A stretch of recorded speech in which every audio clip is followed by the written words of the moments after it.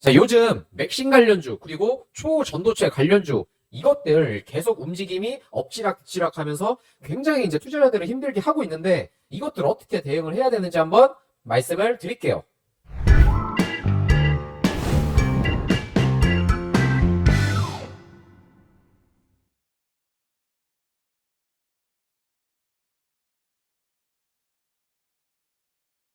네, 밝은 주식 불타는 계좌 해쨍 내가 말한 대로 다 간다고 해쨍.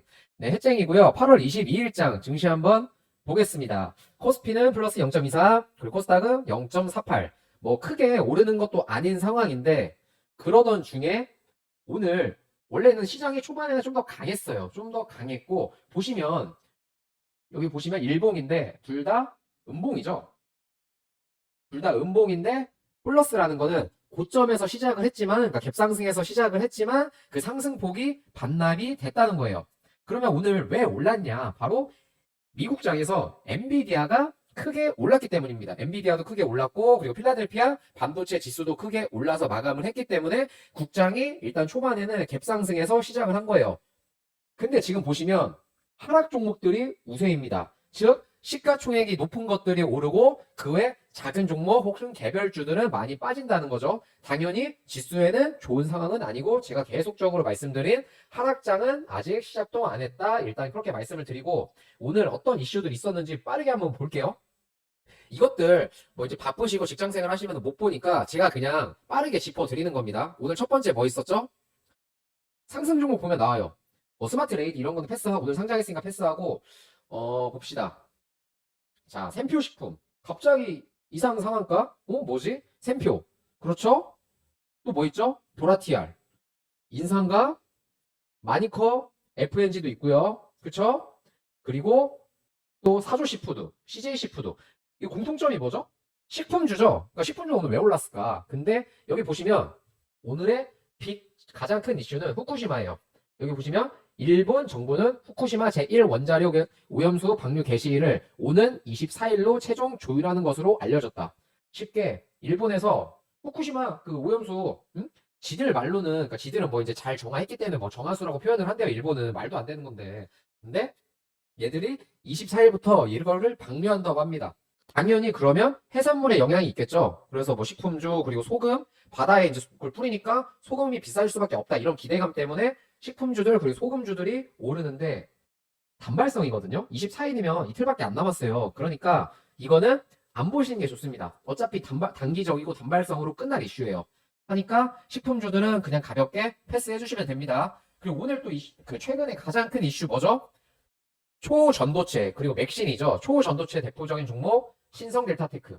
자, 이 신성 델타테크 보면 크게 오른 상황에서 지금도 고점 놀이를 하고 있고 오늘도 7.5%가 오르는데 이 신성 델타테크 빼고는 사실 별 볼 일 없거든요. 과거 대장이었던 터남. 지금 올랐던 부분이 점진적으로 거품이 빠지고 있죠. 또 뭐 있죠? 오비스는 올랐던 거 빠지고 올랐다가 빠지고 그리고 덕성 얘도 올랐다가 빠지고 올랐다가 빠지고 어떻게 해야 되겠죠? 제가 초전도체 건들지 말라 했죠.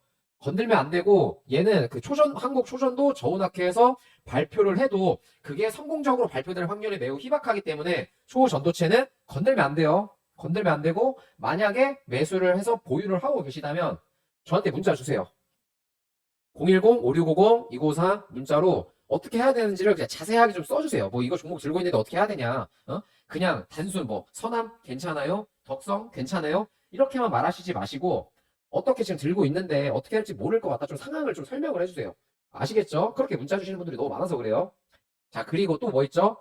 초전도체 말고 가장 큰 이슈였던 맥신. 이름도 특이한 맥신. 제가 어제 방송에서 얘기를 했어요. 맥신 관련주들은 단기적으로 크게 오를 수가 있기 때문에 웬만하면 안 하는 게 좋지만 굳이 시장에서 파급력이 클 거라면 접근할 줄도 알아야 된다 했거든요.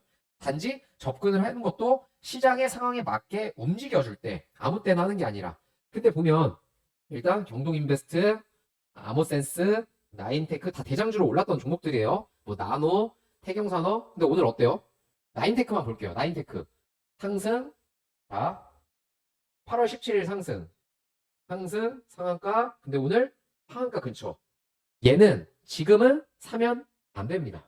단순히 가격적으로 메리트가 있다고 해서 사면 되는 게 아니에요. 제가 분명히 이 종목들 빠졌을 때 접근을 할 줄 알아야 된다고 어제 얘기를 했는데, 아니 어제는 그랬으면서 왜 지금은 갑자기 하지 말라는 거냐 이렇게 질문하실 수도 있는데, 그런 관점이 아니라 얘가 적당히 빠지면 괜찮거든요. 한 10% 정도 혹은 15%만 해도 괜찮은데 지금 하한가 근처에서 머물고 있어요. 그러면 개인 투자자들이 많이 달라붙어요.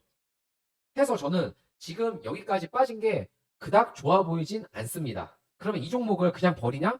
그건 아니거든요. 어쨌든 맥신이 올랐던 이유가 대량 생산이 가능하다라는 관점 때문에 올랐던 거니까 충분히 재료도 살아 있어요. 그러면 얘가 나중에 이 나인테크 기준으로 봤을 때 이 종목이 나중에 메시지를 줄 겁니다. 어느 정도 가격권에 오면 저기 나 아직 살아 있어. 나 이거 올리면은 주체들 아직 안 나갔고 나 아직 살아 있다고 메시지를 줘요. 이게 잘 모르시는 분들은 모르겠지만 이 차트에서 주는 이 종목에서 주는 메시지가 있습니다. 그러면 그 메시지가 확인이 됐을 때 진입을 하면 돼요. 그렇기 때문에 당장 급하게 진입을 안 해도 됩니다. 오늘 이거 보시면 하한가는 찍지 않았는데 마이너스 29%에서 30%니까 거의 지금 여기서 더 빠져도 1%, 2%밖에 안 되잖아요. 손실폭이. 근데 반대로 얘가 오르면 수익이 확 커지잖아요. 그래서 이제 개인 투자자들이 많이 매수를 하거든요. 근데 그러면 안 돼요. 그러면 안 되고 얘는 나중에 스탠스를 줬을 때 매수를 해야 됩니다. 아시겠죠? 이것도 나중에 같이 잡아 드릴게요. 오늘 좀 할 게 많아요. 그리고 이거 한번 볼게요. 자, 오늘 또 제가 아까 그 엔비디아랑 필반이 올랐다고 했는데 엔비디아가 어떤 이슈가 있었을까요? 특별한 건 없거든요.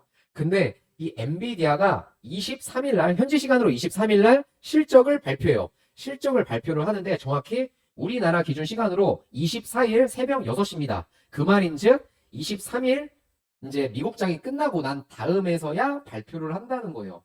근데 실적 발표를 앞두고 엔비디아의 주가가 8%가량 올랐어요. 제가 여기 사진 띄워드릴 건데 8% 급등을 했습니다. 저는 이걸 사실 좋게 보진 않아요. 왜냐하면 지금 엔비디아의 실적 발표 기대감이 상당히 크거든요. 상당히 크고 주가가 이제 더 다시 지수가 오를 거다라는 기대감이 팽배한데 저는 오히려 반대로 봅니다. 만약에 실적 발표를 앞두고 엔비디아의 주가가 빠졌다면 시장이 더 오를 수도 있겠다라고 생각을 하겠지만 오히려 실적 발표를 앞두고 엔비디아의 주가가 오른 거는 저는 페이크, 속임수로 봅니다. 해서 하루 이틀 정도는 괜찮을지라도 우리나라 시간 24일 새벽 6시 그리고 미국은 이제 23일 장이 끝나고 나면은 아마 그 장이 끝나갈 때부터 지수가 빠질 거로 봐요. 당연히 어떻게 하죠? 현금화를 해야겠죠.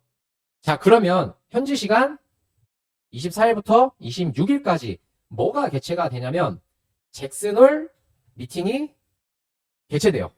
이 잭슨홀 미팅이 뭐냐? 그냥 만나는 건가? 이 잭슨홀 회의는 그 이제 연방준비은행이 주최하는 연례 경제정책 심포지움이에요.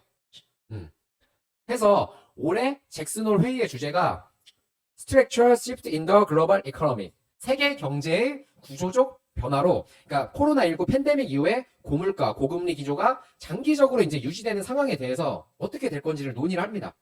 당연히 시장에서는 금융위기 이후에 미국의 이제 장기 국채 금리가 최고치를 경신하고 중국이 요즘에 굉장히 위험하거든요. 중국이 이것만 얘기해도 지금 방송 좀 더 시간이 많이 걸리는데 요즘에 중국 리스크가 뭐가 있냐면 간단하게 설명드릴게요. 중국 리스크가 부동산. 최근 헝다가 파산 보호 신청을 했죠. 거기에 하나 더 있거든요. 바로 컨트리가든, 헝다. 컨트리가든은 부동산 개발업체인데 얘도 지금 디폴트 위험이 있어요. 그리고 헝다는 이미 디폴트를 했고 이제 파산 보호 신청을 했죠. 거기에 중국 청년 실업자 대폭 증가. 지금 청년 실업자가 40%, 그러니까 거의 청년 반 가까이가 다 백수라고 해요. 거기다가 이번에 소비자 물가지수도 7월 소비자 물가지표가 마이너스를 기록했거든요. 엄청난 악재가 지금 너무 많아요. 거기다가 중국 저출산. 원래 중국에서 매년 1,700만 명의 신생아가 태어나는데 22년도 기준으로 신생아가 986만 명인가? 엄청나게 줄었어요. 그러니까 예전 같은 인구가 아니라는 겁니다. 그러니까 이런 중국의 리스크가 너무 많기 때문에 이런 것들도 같이 이 잭슨홀 회의에서 이야기가 될 거고 여기서 이제 제롬 파월의 이제 연설이 주목이 될 건데 저는 몇 번을 얘기했지만 그 엔비디아의 실적 발표를 이후로 증시가 꽤 안 좋은 쪽으로 흘러갈 거라고 보고 있거든요.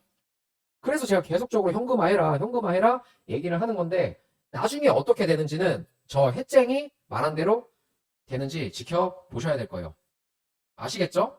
그러면 어쨌든 제가 오늘 이 방송을 킨 이유는 최근에 이슈가 있었던 맥신 그리고 초전도체에 물려 계신 분들 저한테 문자를 주시면 제가 최대한 도움 드릴 수 있는 부분에서 답변을 드리고 도와드리도록 하겠습니다. 아시겠죠?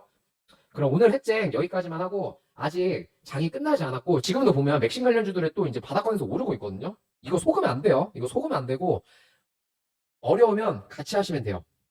그러면 오늘 방송 여기까지 하겠습니다. 내일도 해쨍